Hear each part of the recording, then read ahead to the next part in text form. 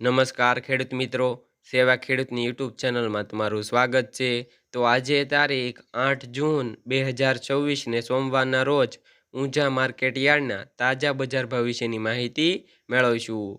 તો આજે ઊંઝા માર્કેટ યાર્ડની અંદર જીરુનો રેકોર્ડ બ્રેક ભાવ 5000 રૂપિયા બોલાયો છે અને અજમાનો રેકોર્ડ બ્રેક ભાવ 2791 રૂપિયા બોલાયો છે। તો આજે ઊંઝા માર્કેટ યાર્ડની અંદર રાયડો, જીરું અને અજમાના ભાવ શું બોલાયા છે તેની માહિતી મેળવીએ।